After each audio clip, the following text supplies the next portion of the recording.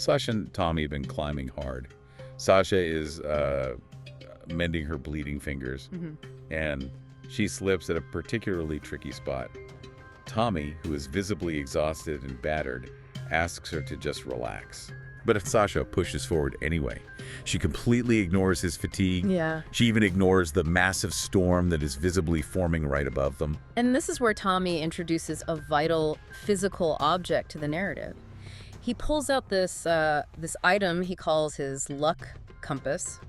He actually tells her that his personal luck compass says their luck is running out. Yeah, he's listening to his environment, whereas Sasha is, she's trying to conquer it. And the environment fights back. A sudden storm hits, debris starts falling, they try to scramble down to a lower ledge, but a massive rock strikes Tommy. Oh, yeah. Yeah, he falls over the edge, and Sasha manages to grab his rope. She's holding him, screaming for him to wake up, but he's unconscious, he's dead weight. Gradually, she watches him fall to his death so she can hold on to her own life. She literally lets the rope go. 5 months later, we find Sasha traveling completely alone to the remote Australian canyons. She's carrying Tommy's compass, too. Yeah, she goes to the ranger's office, right?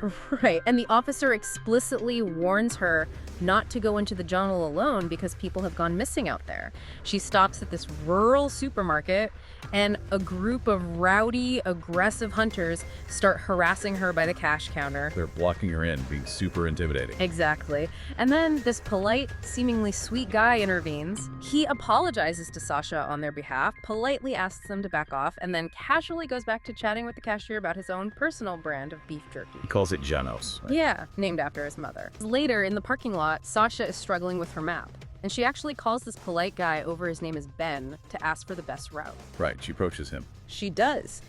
He gives her helpful directions to Blackstone Bay, and these creepy, aggressive hunters corner her. They follow her to her campsite later. Sasha is armed with pepper spray, and she's camping by a lake. A group of hunters who just killed a deer pull up to her site. Oh man, that scene. One of them actually approaches her car window with this really creepy smile. Yeah, insisting they are just trying to be nice. Yeah. Sasha just retreats into her car and hides until they drive off in the middle of the night. The human threat is seemingly gone, and Sasha is rafting down these high river currents, genuinely enjoying herself. Yeah, she thinks she's in the clear. But then she reaches Blackstone Bay and discovers the abandoned belongings of missing campers. She tries to artificially recreate it at her second camp. So she eats some beef jerky, then smartly strings her belongings tightly up high in a tree to keep them safe from scavengers. The next morning, she steps out of her tent, and her suspended bag is completely gone. And the double twist, when she turns around, she realizes a snake has crawled inside her tent. Later, when a wombat supposedly steals her bag. Which, by the way, spoiler alert, was absolutely Ben sneaking into her camp. Oh, 100%. He shows up offering to share his food. He offers her fresh water straight from the trees.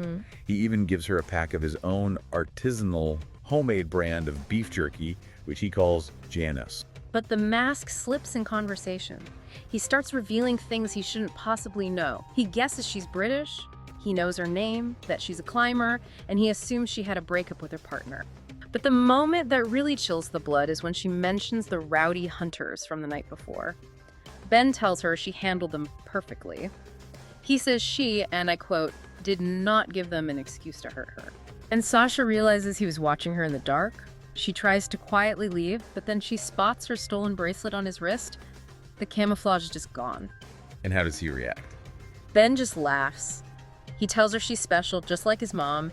He tosses her a restocked bag of her essentials, pulls out a crossbow, and turns on a portable speaker. Portable speaker. Yeah, he plays a song and tells her she has until the song ends to run. And then he just dances. Which brings us to the psychology of the ritual. Ben tells her later, he literally says it's not a game, it's a ritual. Right. The hunt that follows is brutal. Sasha is relentlessly pursued through the gorge. Sasha survives a waterfall. She loses her raft, scales these sharp rocks, and she hears those voices. She literally calls out for help. Thinking she's saved. Right, and then she finds the phone playing a video of a missing family cheerfully saying hi to Ben. And by placing that phone there, Ben accomplishes 3 critical psychological objectives without even being in the room. He proves he can anticipate her exact movements. Right. He strips away the illusion of a civilized rescue. And by showing her the missing family, he confirms she's not his first victim. He has succeeded before, and no one came to save them either. She is doing, like, everything we are taught to do in a survival situation. Oh, yeah, she's very capable. Very. Yeah. She finds a low current, she gets to dry land, reorganizes her gear, she preps her pepper spray for chemical defense. She even climbs a dark gorge without equipment purely to gain a strategic vantage point. And she uses binoculars to locate her lost raft. But Ben operates on an entirely alien frequency. We see that play out terrifyingly well when she spots him through those binoculars. She hears his hunting scream, she pans the binoculars over, and he's just standing completely still. Just staring. Staring directly at her with a smile. It's as if the optics don't even matter. Like, he senses her anyway. He is so attuned to the environment that he doesn't need technological enhancements. He tracks her movements with an almost supernatural calm. It's so creepy. But the ultimate failure of her modern survival logic happens when Sasha attempts to reclaim her raft. She sneaks down to the water and sees Ben. But he's not, patrolling with a crossbow. No. He is diving into the water completely naked. Yeah. She swims out, tries to untie the raft, realizes the knot is just way too tight, and tries to uproot the pole. And the moment she steps onto the shore, the environment bites her.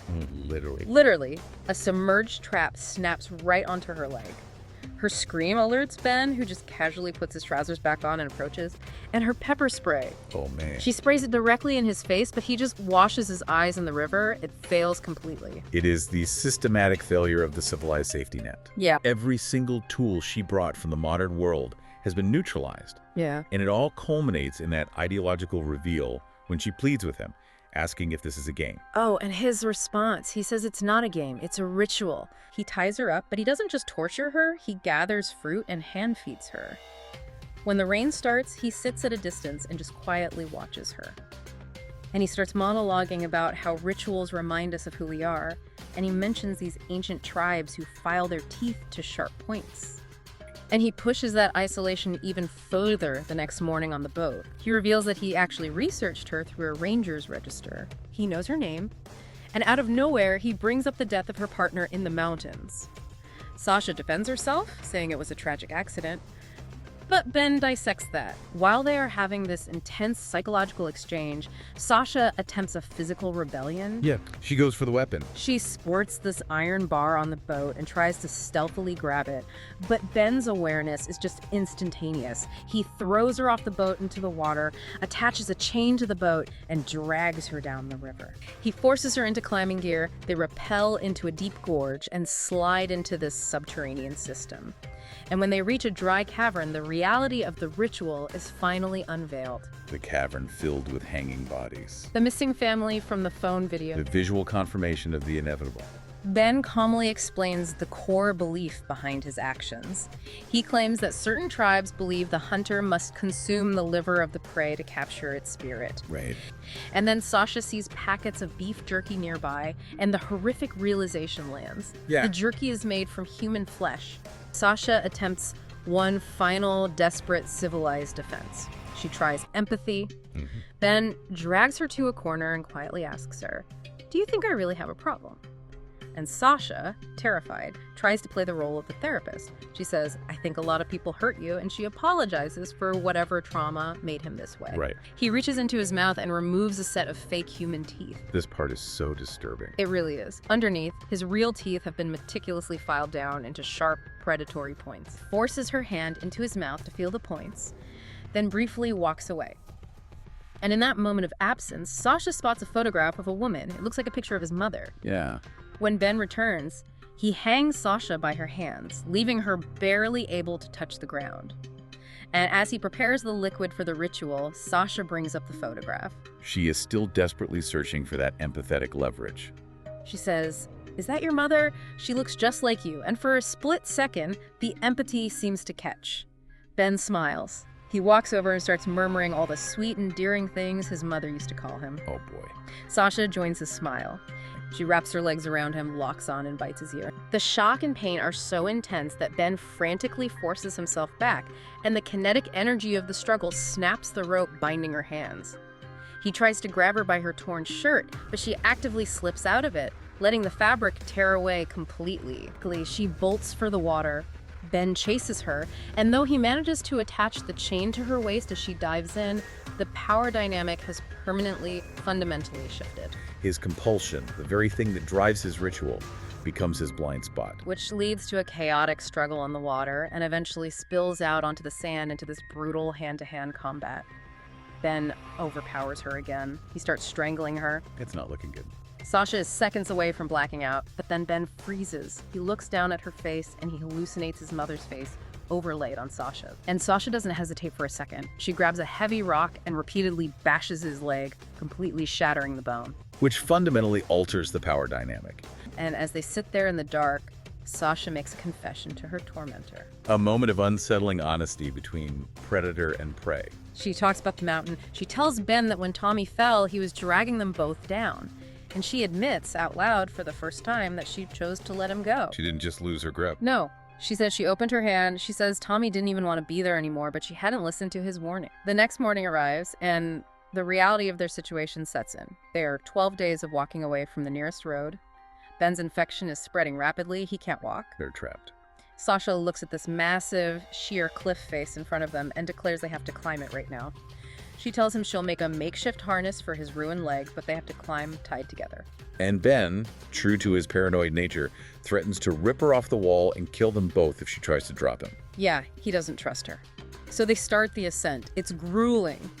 Slowly, agonizingly, Sasha gets herself over the top ledge, completely out of Ben's line of sight. Here we go.